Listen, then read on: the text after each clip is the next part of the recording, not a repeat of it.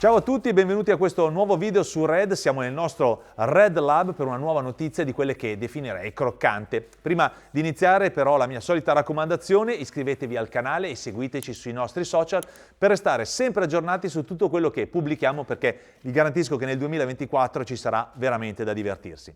Arriviamo a lei, Husqvarna Svartpilen 801, la prima naked stradale bicilindrica di Husqvarna. Il marchio svedese, che come ben sapete ormai da anni è uno dei marchi di proprietà del gruppo Pirer, approccia con questo modello il segmento delle naked di media cilindrata.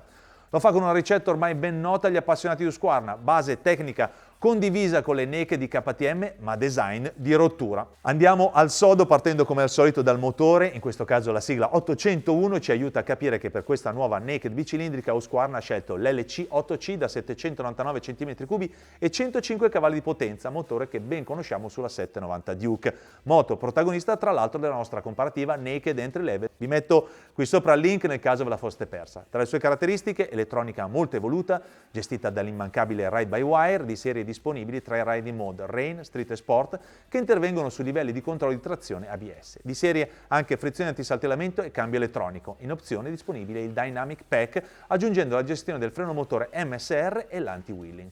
Aria di casa, e per casa intendo casa KTM anche parlando della ciclistica. Il telaio è realizzato in traliccio in acciaio, le sospensioni sono ovviamente marchiate VP e sono le Apex regolabili. Escursioni 140 mm per la forcella, 150 mm per la ruota posteriore. Scelta intermedia per le gomme che sono le Pirelli MT60 RS, gomme che potremmo definire semitassellate ma che hanno un ottimo comportamento stradale. Le conosciamo bene e in questo caso sono calzate su due ruote da 17 pollici, quindi perfettamente stradali. Contaminazioni, questa tra la moto stradale pura e la Scrambler, che ritroviamo anche nello scarico alto un po' da moto off-road, che fa il paio con la sella in due pezzi e come sulle moto sportive e nell'ergonomia sportiva, ma non così tanto, e con il manubrio in alluminio dotato di traversino.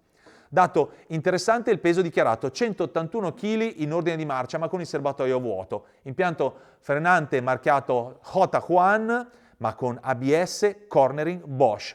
Il design, parla da solo, guardatela bene, chiunque riconoscerà nella Svartpilen 801 il caratteristico look Husqvarna, caratterizzato da linee a metà tra il futurista e il retro. Uno stile che senza dubbio è inconfondibile. Look minimalista, ma dotazione davvero molto interessante, visto che il cruscotto TFT offre, collegandosi con l'app Ride Husqvarna Motorcycle, la navigazione turn by turn.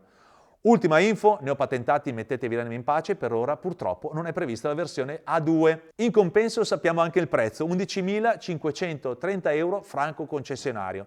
Io la moto la proverò a breve in Francia, conosco molto bene la filosofia di KTM, ho apprezzato anche nel confronto di cui vi avevo parlato prima la 790 Duke e anche la 890, quindi commenti aperti, scrivete qua sotto, siamo a totale disposizione e ancora una volta vi ricordo di iscrivervi a Red. A presto!